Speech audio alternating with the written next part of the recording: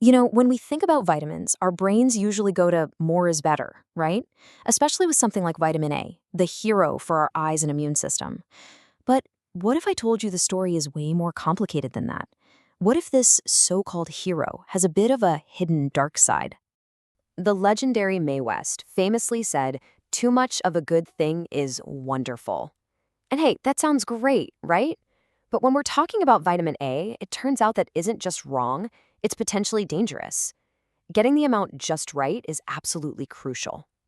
See, the thing is, vitamin A isn't just one thing. It's actually leading a kind of double life. It comes in two very, very different forms. And if you don't understand that difference, you don't get the full story. It's this wild tale of balance, with some pretty serious consequences on both ends of the spectrum. Okay, so here's the deal.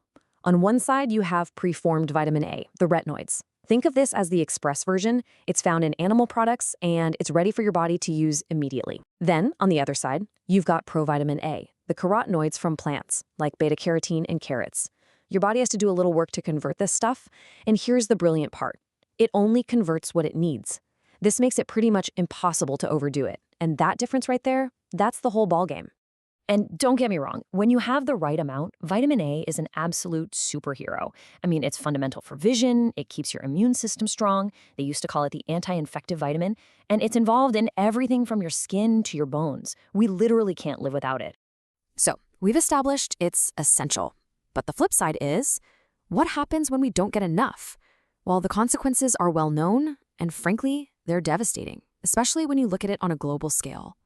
I want you to just let that sink in. This isn't some rare, obscure issue. It's the #1 reason children go blind that we could actually prevent. We're talking about hundreds of thousands of kids every single year losing their sight over a single nutrient. It's just staggering. So how does this actually work? Why is it so important for your eyes? Well, it all happens at this incredible molecular level. Every single time a photon of light hits your eye, a little molecule of vitamin A physically changes its shape. It bends. And that tiny little movement is what kicks off the entire electrical signal that your brain then interprets as sight.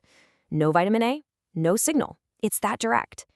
And what's so heartbreaking is that this happens in stages.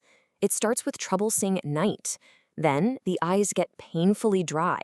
From there, the cornea itself actually starts to get damaged. And that's when things can quickly spiral into total, permanent blindness. And it's not just about blindness, as terrible as that is. A lack of vitamin A just wrecks the immune system.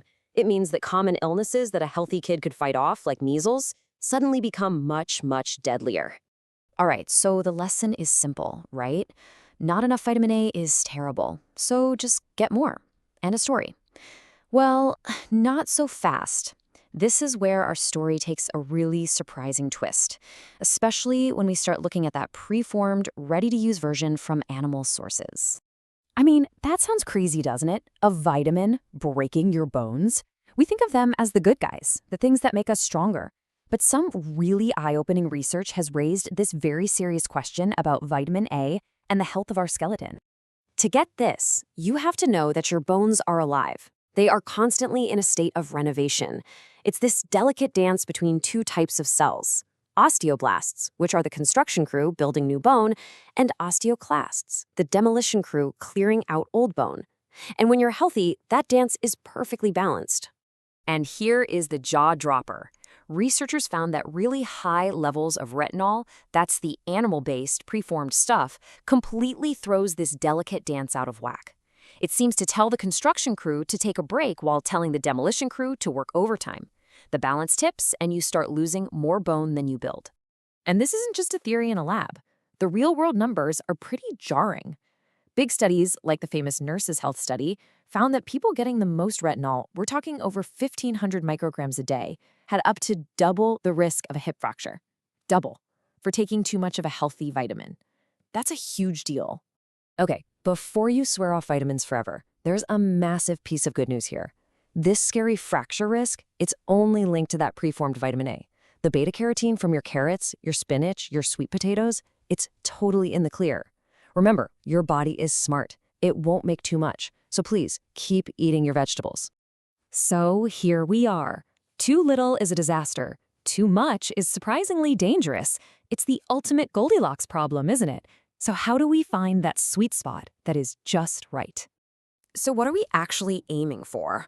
Well, for adult men, the official recommended daily allowance, the RDA, is 900 micrograms a day. That's your target. And for adult women, it's just a little bit less, coming in at 700 micrograms per day. These are the numbers you want to keep in the back of your mind. This is the just right zone. Okay, now this chart is where it all clicks into place. Look at beef liver. A single normal-sized serving has over 9,000 micrograms. That is 10 times the daily recommendation. It just blows you way past the safe zone. But now, look at the plants. One sweet potato gets a guy his entire day's worth, safely. Some carrots and spinach do the same. It shows you just how easy it is to get what you need from plants without ever approaching the danger zone.